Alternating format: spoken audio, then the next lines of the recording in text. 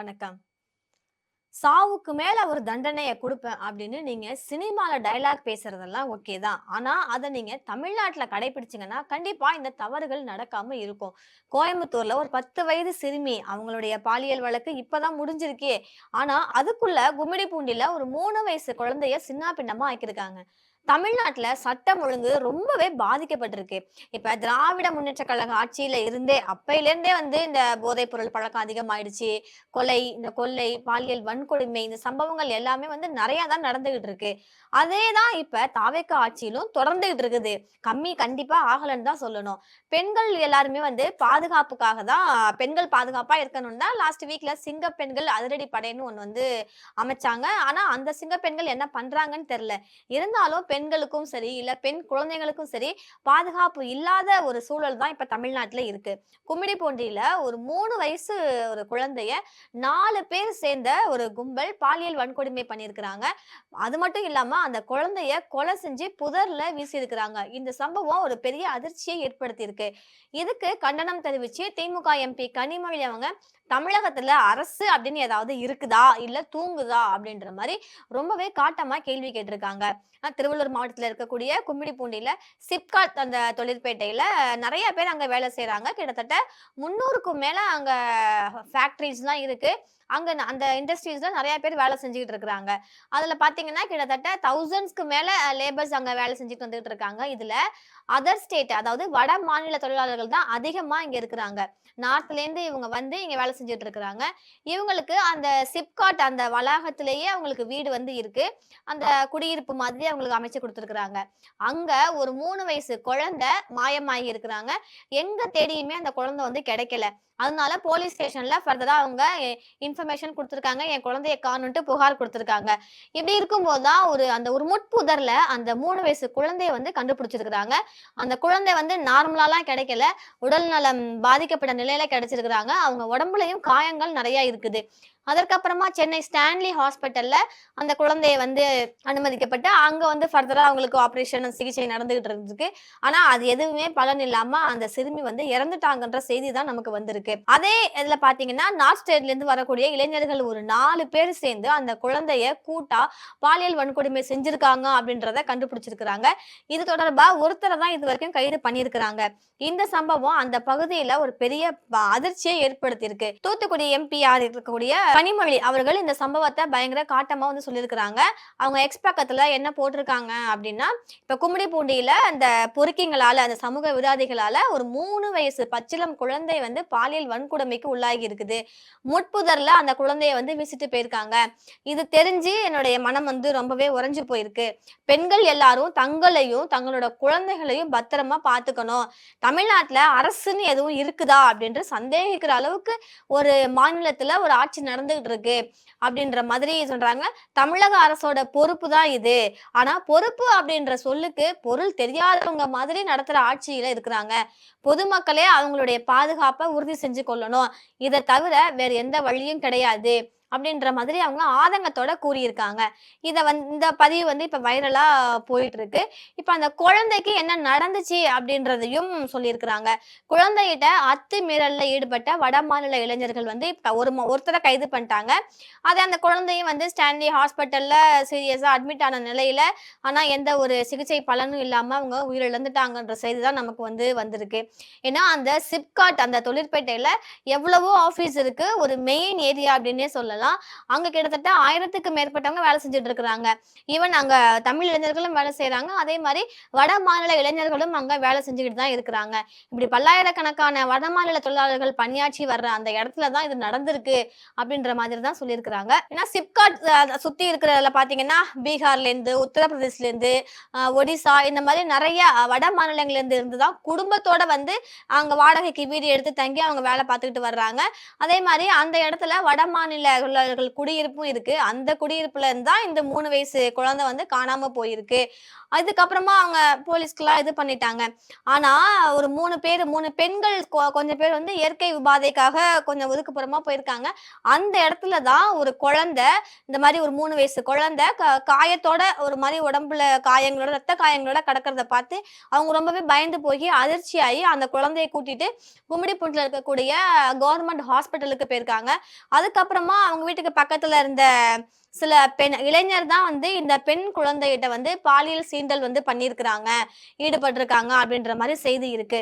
சிறுமியிட்ட அந்த வடமாநில இளைஞர்கள் தான் வந்து பாலியல் சீண்டல்ல ஈடுபட்டிருக்காங்கன்னு கன்ஃபார்ம் ஆன நிலையில, கும்மிடிப்பூண்டி அரசு மருத்துவமனையில சில ஃபர்ஸ்ட் எய்ட்லாம் குடுத்துருக்காங்க.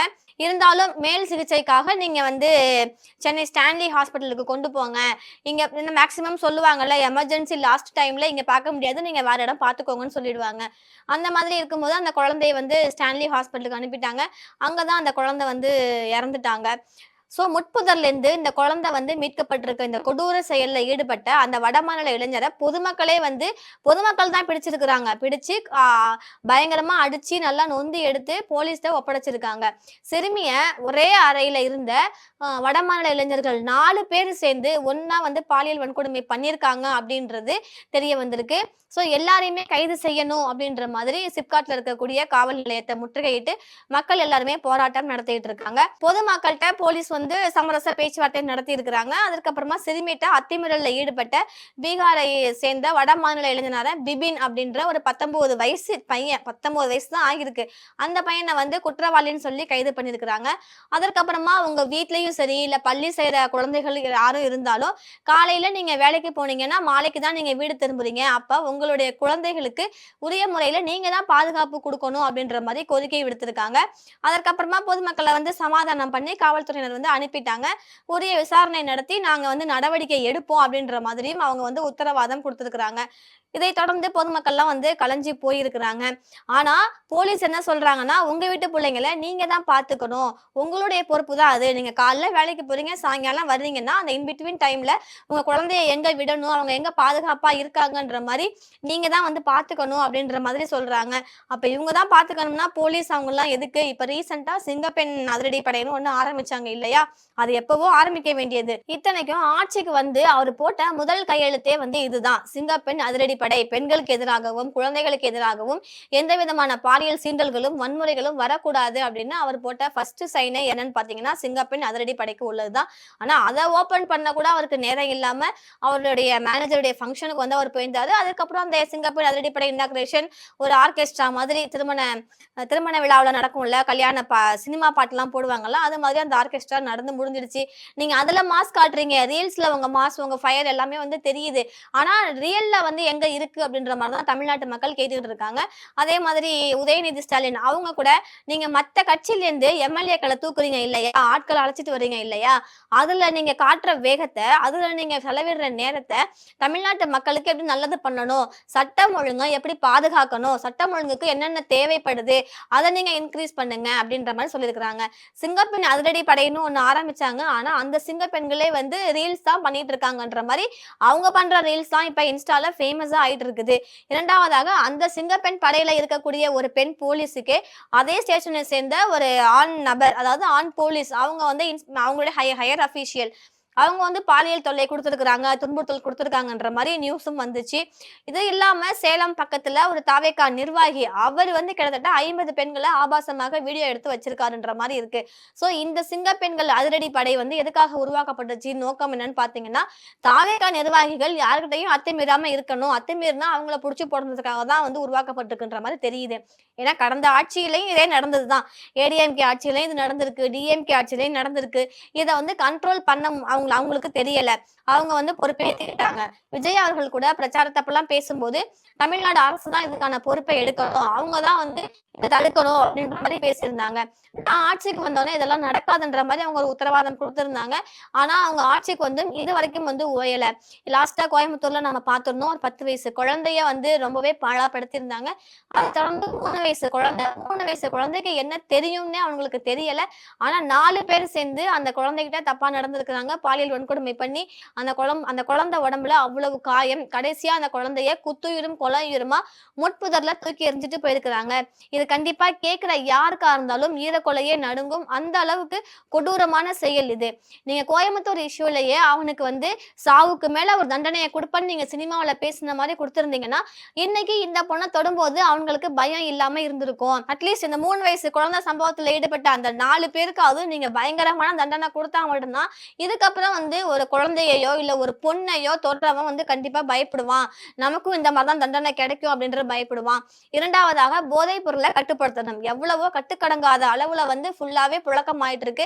ஆண்களும் சரி பெண்களும் சரி பாரபட்சம் பார்க்காம போதைப் பொருள் யூஸ் பண்றாங்க மாதிரிதான் நம்ம டெய்லி நியூஸ் வந்து பாக்குறோம். அதே நேரத்துல இங்க வந்து இவ்வளவு டன் புகையிலே பிடிச்சிருக்காங்க, குட்கா பிடிச்சிருக்காங்க, பான் பொருட்கள் அதிகாரிகள் பிடிச்சிருக்காங்கன்ற மாதிரிலாம் நியூஸ் வருது.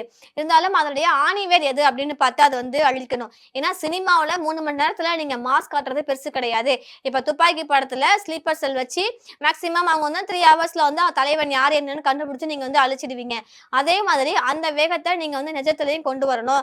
அது கொஞ்சம் கஷ்டம் தான். இருந்தாலும் நீங்க வந்து அதுக்கு ட்ரை பண்ணணும்.